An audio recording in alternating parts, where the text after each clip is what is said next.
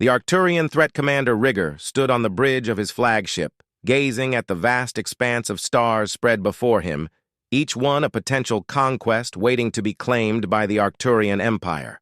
The year was 2347, and the Arcturians, a cold-blooded warrior race, had long established themselves as the dominant force in this quadrant of the galaxy. Their conquests were legendary, their tactics merciless, and their technology far superior to that of any species they had encountered. Over 100 worlds had fallen under their relentless onslaught, their populations either enslaved or exterminated, their resources stripped to fuel the ever-growing war machine of the Empire. Rigger had risen through the ranks through sheer brutality and tactical brilliance, earning a reputation as one of the most feared commanders in the Arcturian fleet. He had crushed rebellions, led invasions, and executed those who dared to defy the Emperor's will.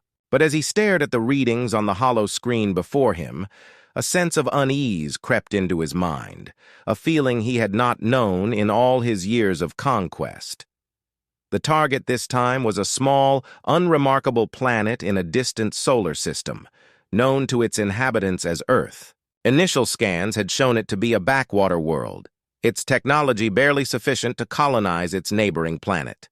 The atmosphere was thick with pollutants, carbon dioxide, methane, industrial waste, indicating a species still reliant on primitive fossil fuels for energy. To Rigger, this planet should have been easy prey, a simple matter of landing troops, overwhelming whatever defenses the humans could muster, and claiming it for the Empire. Yet something about those readings bothered him, gnawed at the edges of his confidence. The human atmosphere, though polluted, contained traces of elements that should not have been there, at least not in the concentrations detected.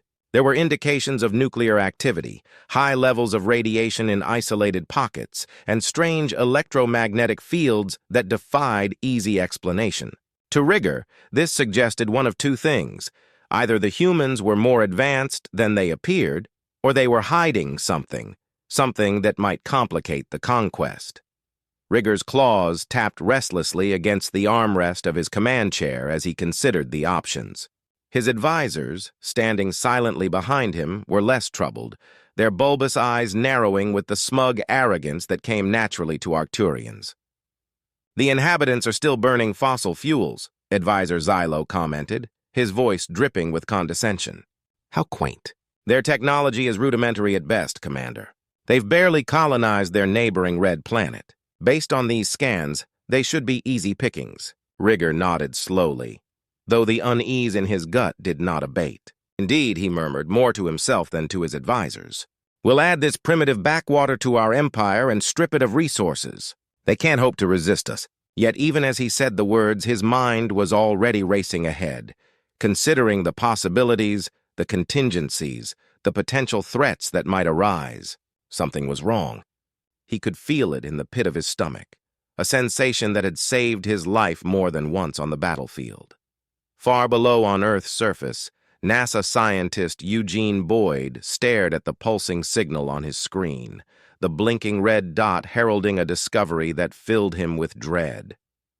For months, Eugene had been monitoring the skies, watching for signs of extraterrestrial life, ever since the first anomalous readings had been detected by deep space telescopes. He had dismissed them at first, chalking them up to equipment malfunctions or natural phenomena. But the signals had persisted, growing stronger, closer, until they could no longer be ignored. Now, as he watched the data stream across his console, he realized with a sinking heart that Earth had been discovered, and not by friendly explorers. "Jesus Christ," Eugene whispered, his voice barely audible in the quiet of the lab. "Hostile aliens know we're here. They can see how primitive we are." His mind raced, scenarios of invasion and annihilation flashing through his thoughts, each more terrifying than the last. If these aliens decided to attack, humanity was doomed. Earth's defenses were a joke, its military capabilities laughable compared to the advanced technology these invaders likely possessed. Eugene's hands trembled as he reached for the comms unit, his finger hovering over the button that would connect him directly to the President of the United States. He hesitated for a moment, knowing that what he was about to say would change the course of history. that it might trigger a global panic the likes of which had never been seen before. But there was no choice. The threat was real, and it was coming.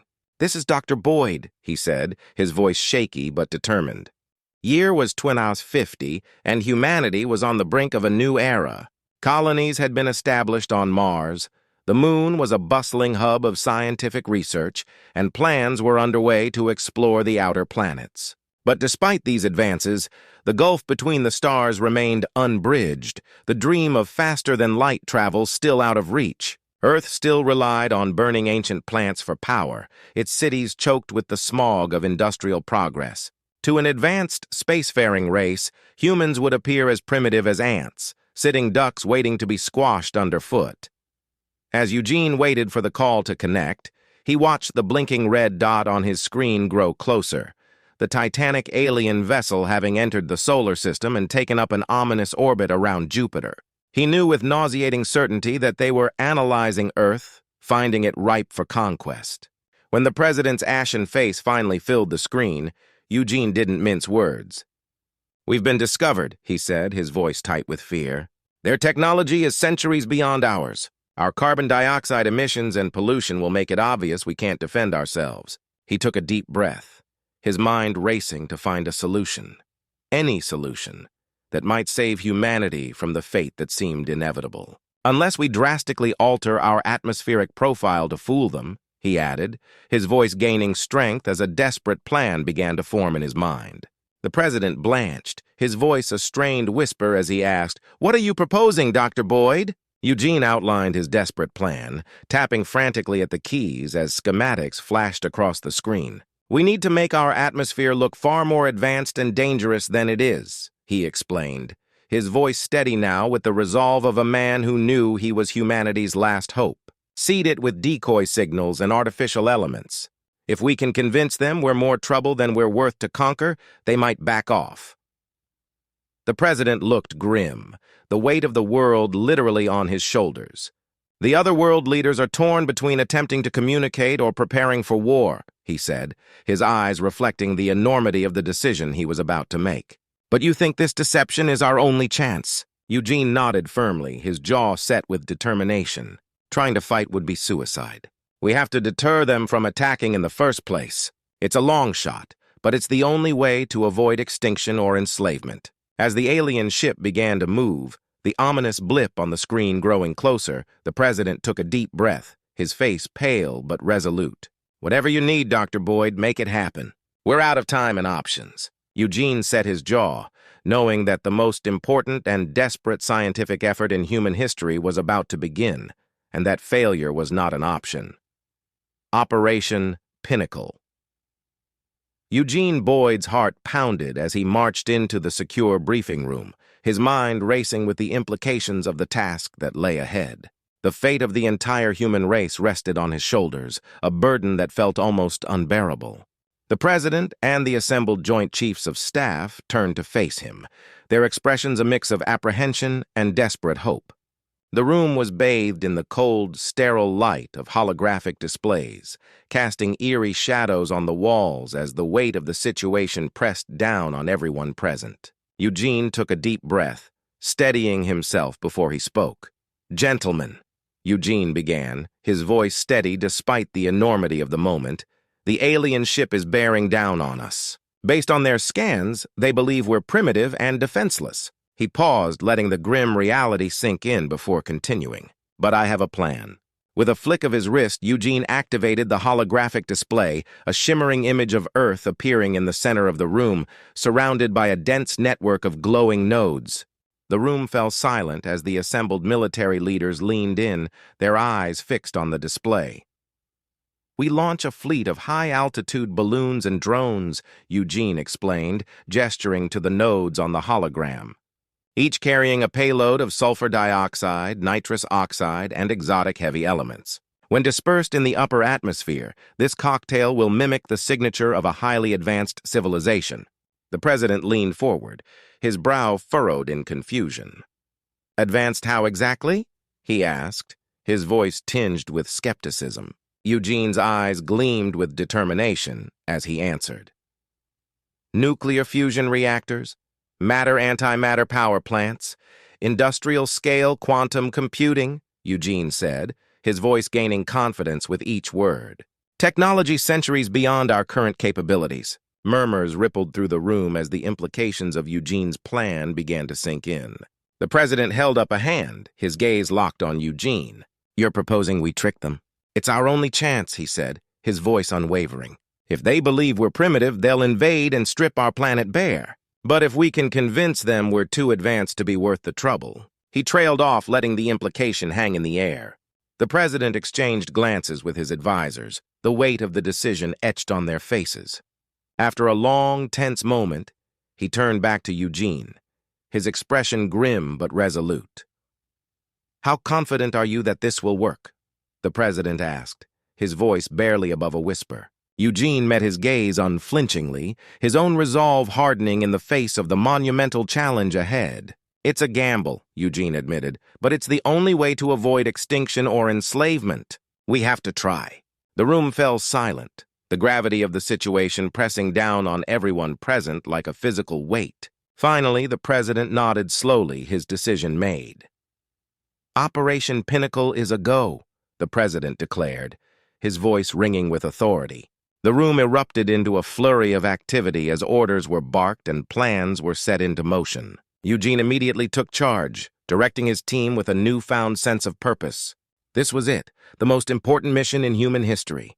Failure was not an option. As the countdown to the alien scan ticked away, Eugene and his team worked feverishly to prepare for the launch of the balloon and drone fleet. Scientists calibrated the dispersal mechanisms with painstaking precision, ensuring that the atmospheric additives would be released at the exact right moment. Balloons and drones were loaded with canisters of sulfur dioxide, nitrous oxide, and the exotic heavy elements that would create the illusion of advanced technology. The tension in the air was palpable as the minutes ticked by, each one bringing the alien ship closer to Earth.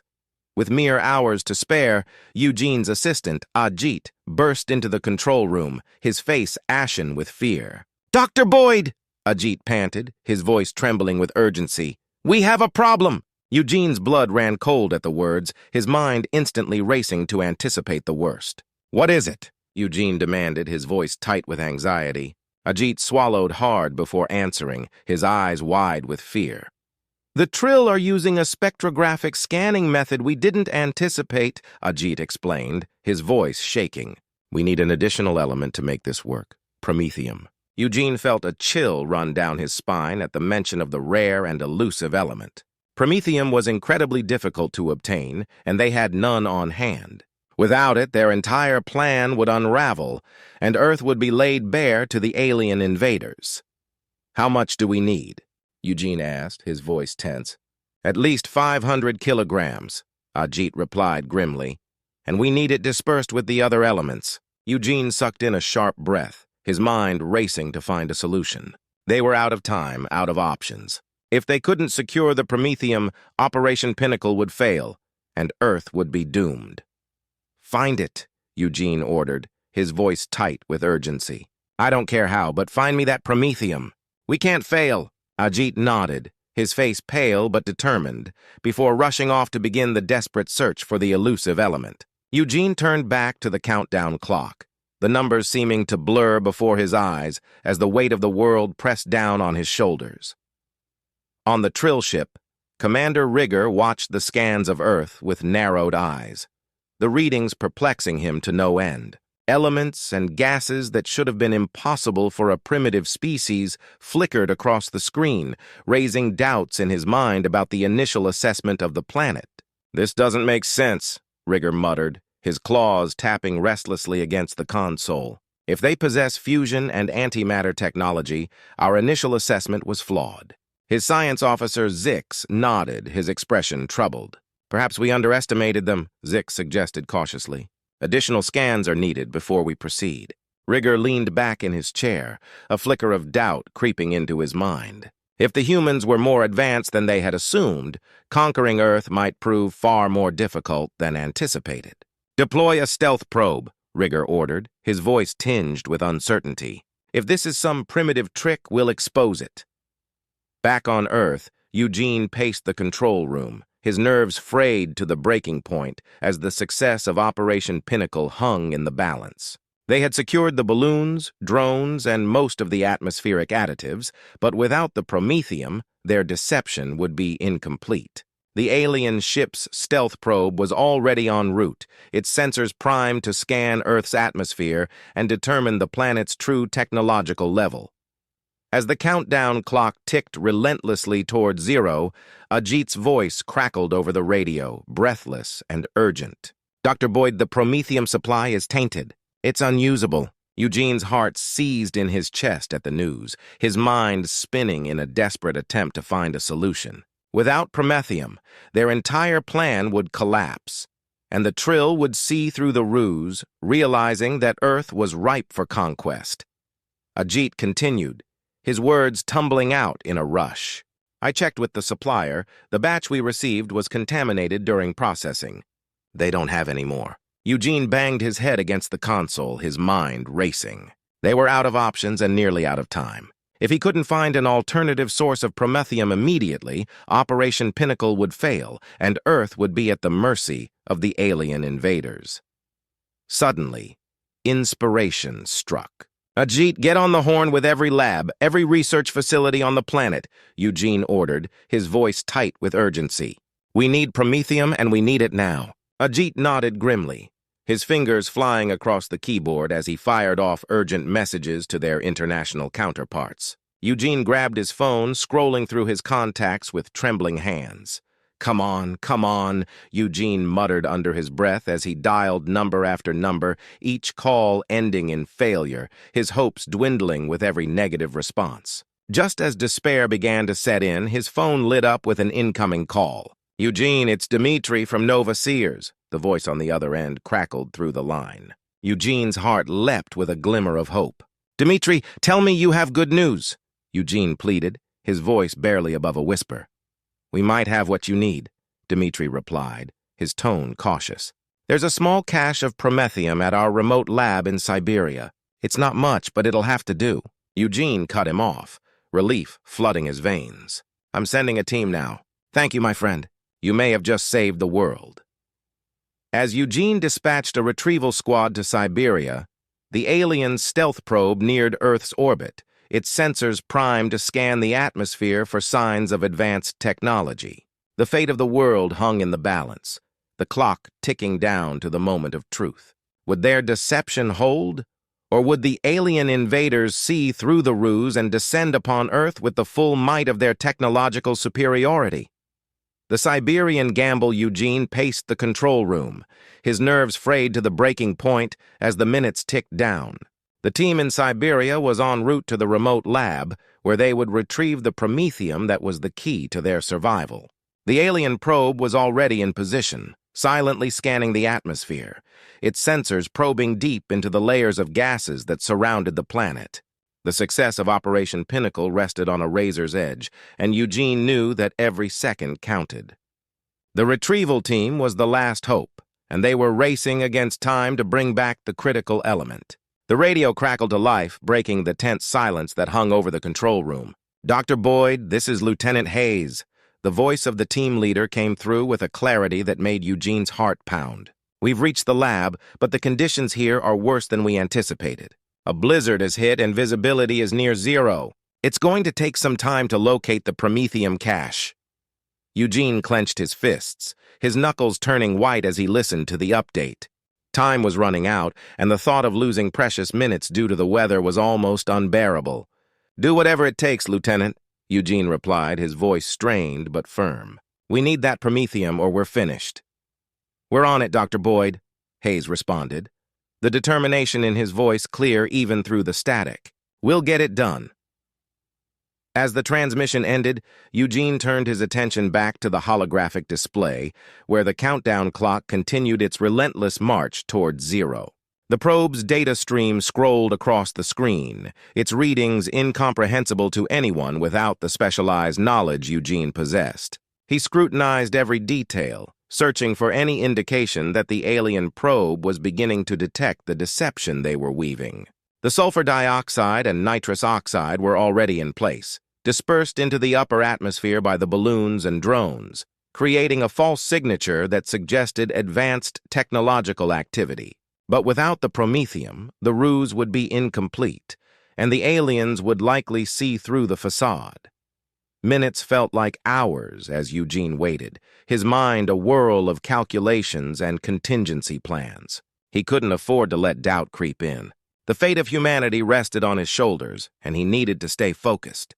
The room was filled with the low hum of machines, the soft clicking of keyboards, and the occasional hushed conversation between members of his team. Each sound seemed amplified in the tense atmosphere, the pressure of the situation bearing down on them all. "Dr. Boyd," a Jet's voice broke through the haze of Eugene's thoughts. He turned to see his assistant standing beside him, a grim expression on his face. "We've received word from the Russians.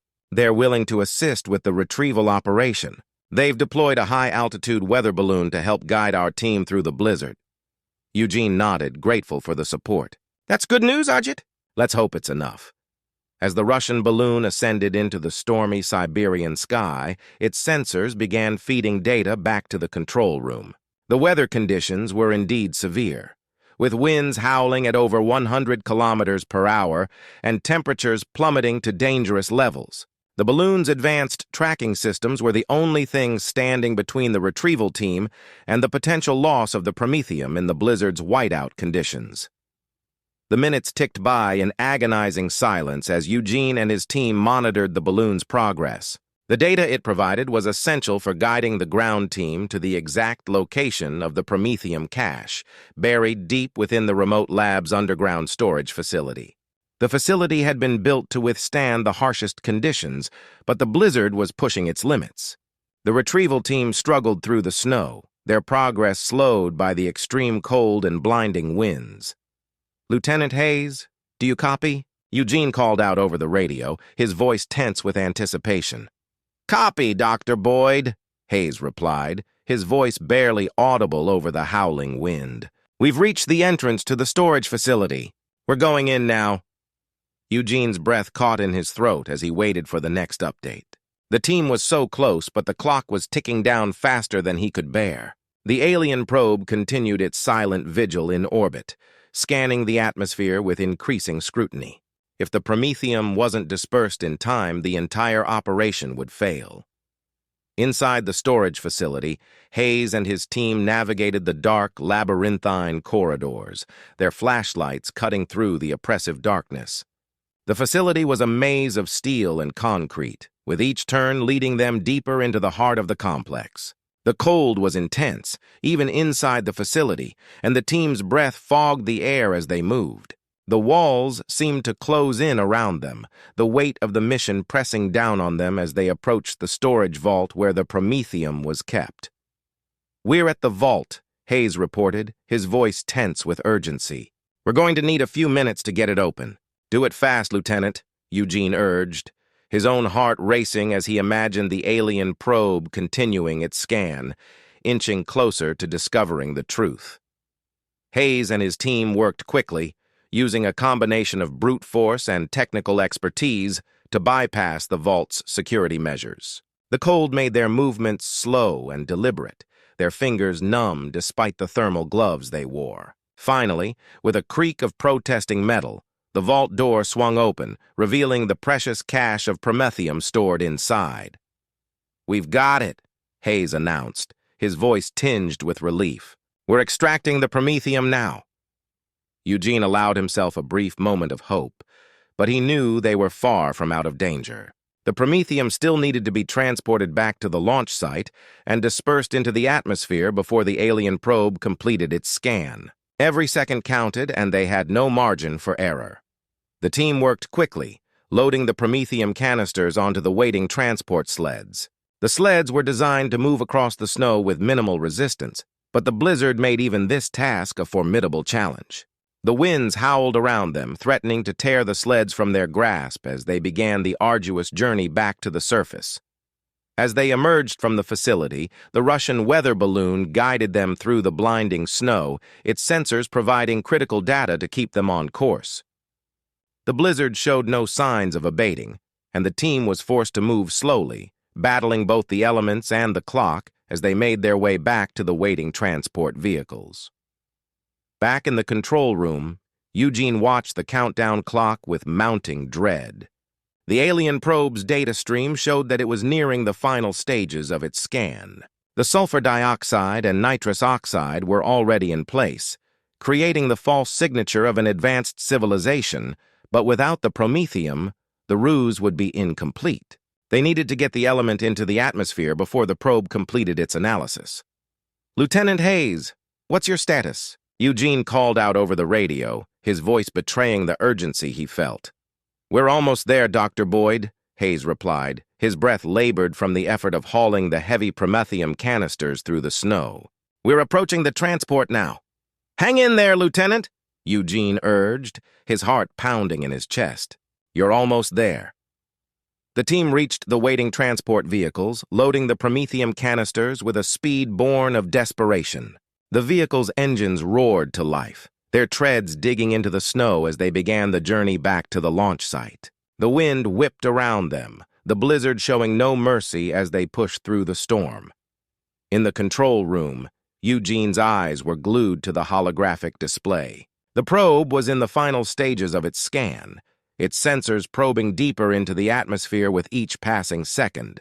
They were running out of time. "Lieutenant Hayes, you need to get that promethium airborne now," Eugene urged, his voice tight with fear. "We're almost at the launch site," Hayes responded, his voice strained with effort. "Just a few more minutes." Eugene's heart raced as he watched the probe's data stream, the countdown clock ticking relentlessly toward zero. The team was so close, but the probe was closer. They needed to launch the promethium canisters now, or the entire operation would fail. The transport vehicles skidded to a halt at the launch site, the team leaping out to begin the final preparations.